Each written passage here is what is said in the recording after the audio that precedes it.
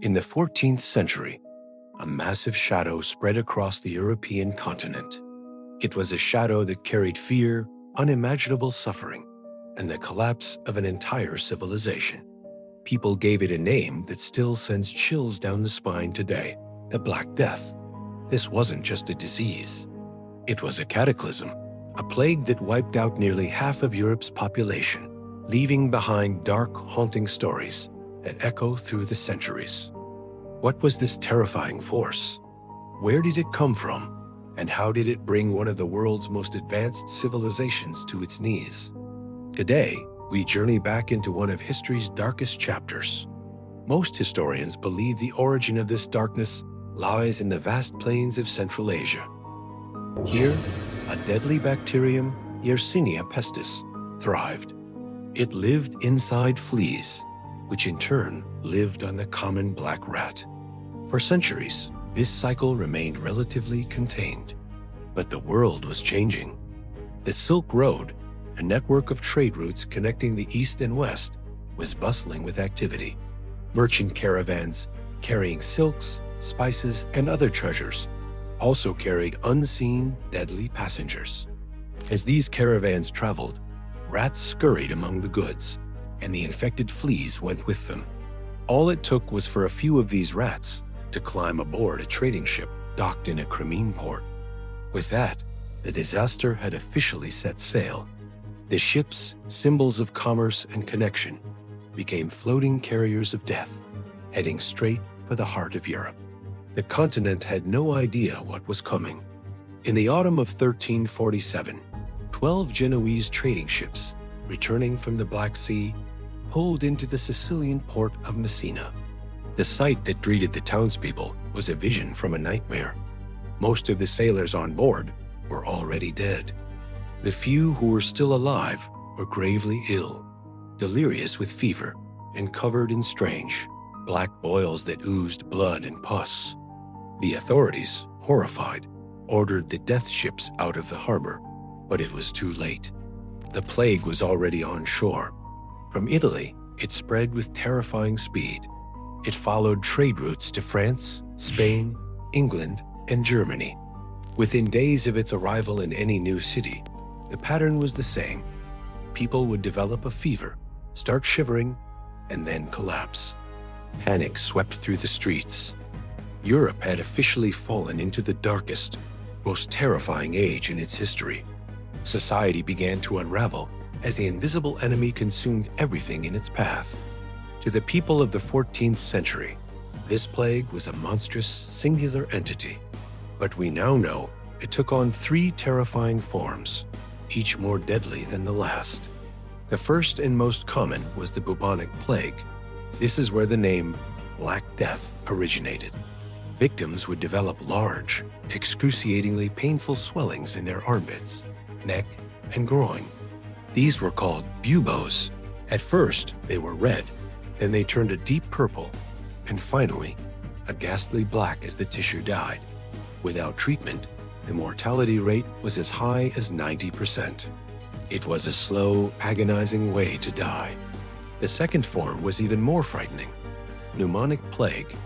This version attacked the lungs and was airborne. It spread to persons simply through coughing or breathing.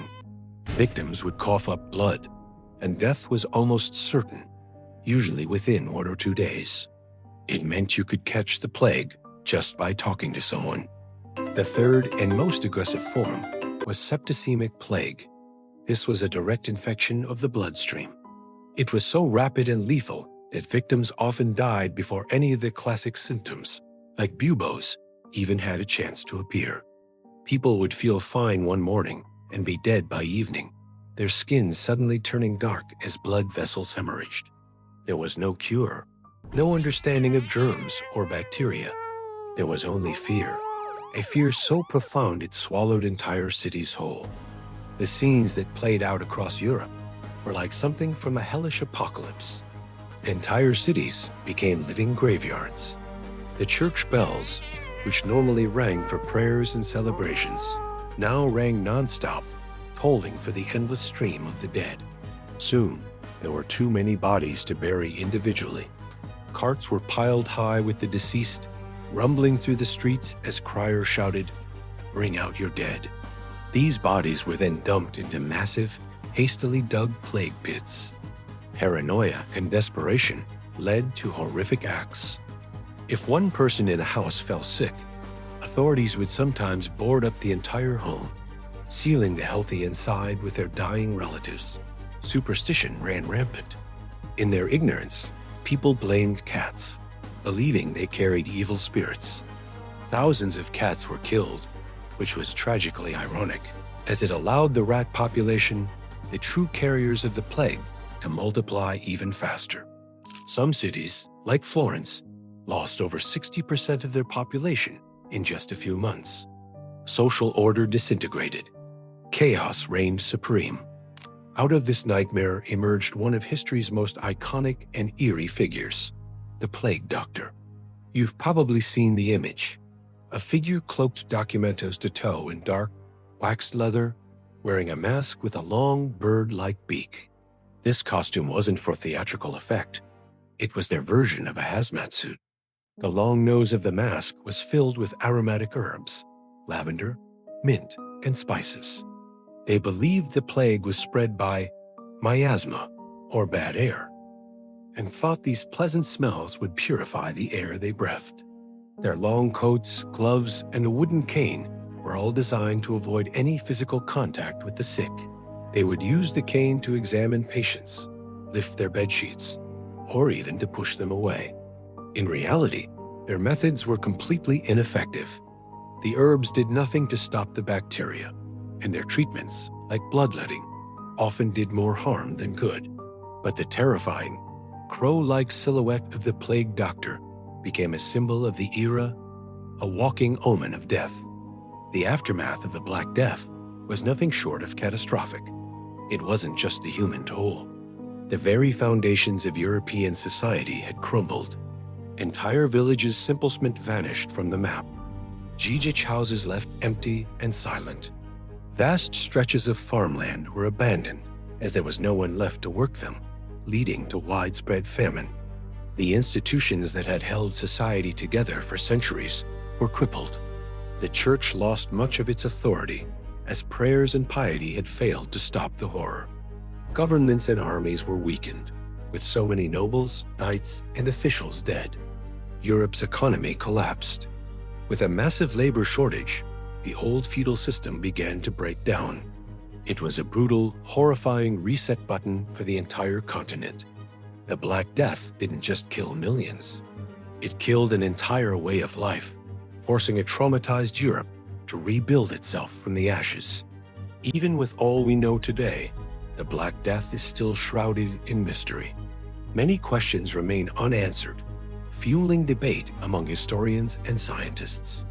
For instance, why did it spread so much faster and wider than modern outbreaks of bubonic plague? The classic fleed-to-rat-to-human model doesn't seem to fully explain its terrifying speed. Did the Yersinia pestis bacterium mutate into a more aggressive, more contagious superstrain back then?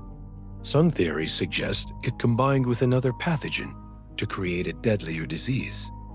What was the true death toll? Estimates range from 50 million to a staggering 200 million, but we may never know the precise number. And the most unsettling question of all, could something like this happen again?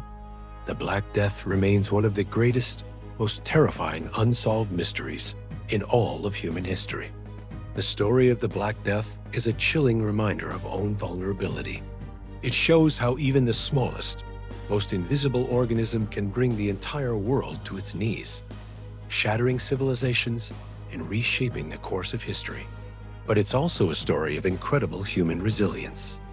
We survived, we rebuilt, we learned, and we continued to evolve, eventually leading to the Renaissance and the modern world. Yet, the shadow of that dark era still lingers, a permanent scar on the collective memory of humanity, warning us of the fragile balance we exist in. This is Dark History. If you want to explore more of the haunting and mysterious stories hidden in the past, let me know in the comments. Thanks for watching, and I'll see you in the next video.